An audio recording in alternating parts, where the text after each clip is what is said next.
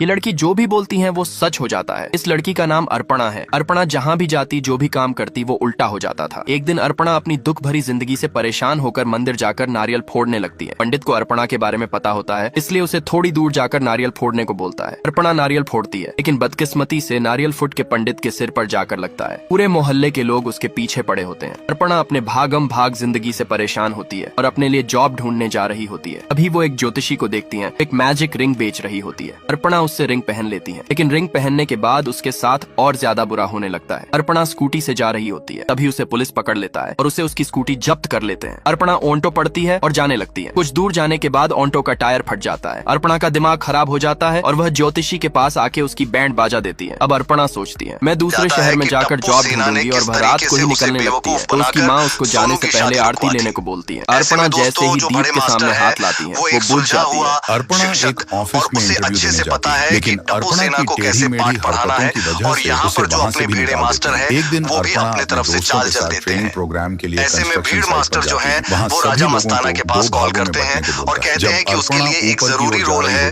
तभी अचानक उसके पैर में कील घुस जाती है और उसके पैर से खून निकलने लगता है। वह खून एक पत्थर पर पड़ता है। अर्पणा दर्द में वहां से जाने लगती है। तभी वहां दो मजदूर सरिया मारते, गलती से सरिया उनके हाथ से छूट जाता है और अर्पणा की ओर तेजी से आने लगता है। सरिया अर्पणा के सामने आकर अचानक सोसाइटी में एक बड़ा हंगामा भी होने वाला है।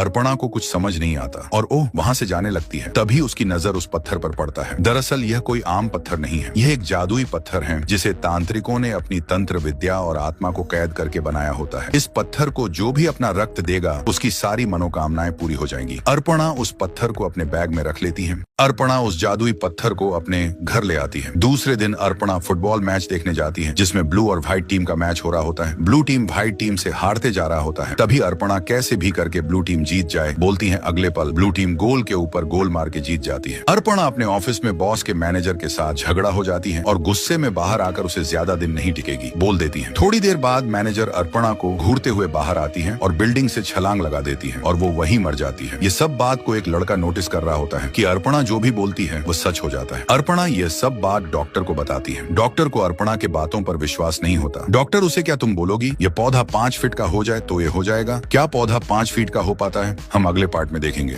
डॉक्टर को अर्पणा की बातों पर यकीन नहीं होता तो वह अपने ऑफिस के पौधे को, क्या तुम कहोगी ये 5 फीट का हो जाए तो क्या ये हो जाएगा? अर्पणा हो जाएगा बोलती है। अर्पणा घबराने लगती है तो डॉक्टर उससे पूछता है क्या हुआ? तो अर्पणा बताती है, आज मेरी कही हुई एक बात सच होने वाला है। अर्पणा बताती है, ऑफिस में उसके बॉस ने उसके फ्रेंड के साथ बदतमीजी किया था, तो अर्पणा अपने बॉस के साथ बातचीत हो गई और उसे ऐसे जिंदगी से अच्छा तो मर जाता बोल दिया। अर्पणा को पता चल चुका था कि उसके बॉस के साथ कुछ घटना घटने वाला है। अर्पणा उसे बचाने के लिए ढूंढ रही होती है। तभी उसको रास्ते में कार से जाते हुए दिखाई देती है। अर्पणा उसका पीछा करने लगती है। थोड़ी देर बाद वहाँ गुंडे लोग आ जाते हैं। दरअसल दोस्तों, अर्पणा का बॉस बहुत घटिया किस्म का आदमी था। उसने 2 दिन पहले एक लड़की के साथ ऐसा ही किया था, जिसका बदला लेने के लिए उसके भाई ने गुंडों के साथ उसको मारने के लिए आया होता है। अर्पणा का बॉस अपना गन निकलता है। वो सभी डर कर भाग जाते हैं। बॉस अर्पणा को सॉरी बोलता है, मैंने तुम पर शक किया करके। तभी अचानक गीता बताती है, जिस कंपनी में वो काम कर रही होती है उसमें गैर कानूनी काम चल रहा होता है। गैर कानूनी काम करने वाले और कोई नहीं बल्कि कंपनी का ऑनर होते हैं। गीता को यह सब जब पता चलता है तो वह इस्तीफा देने जाती है, लेकिन वह लोग गीता को धमकी देते हैं कि अगर तुमने हमारा काम नहीं किया तो तुम्हारे लिए अच्छा नहीं होगा। गीता को वह लोग कॉल कर करके धमकी देने लगे तो गीता ने उनके खिलाफ कंप्लेंट कर दिया। वह चारों लोग घबरा गए क्योंकि अगले दिन उनके घर पर इनकम टैक्स की रेड पड़ने वाला होता है। गीता की बच्ची का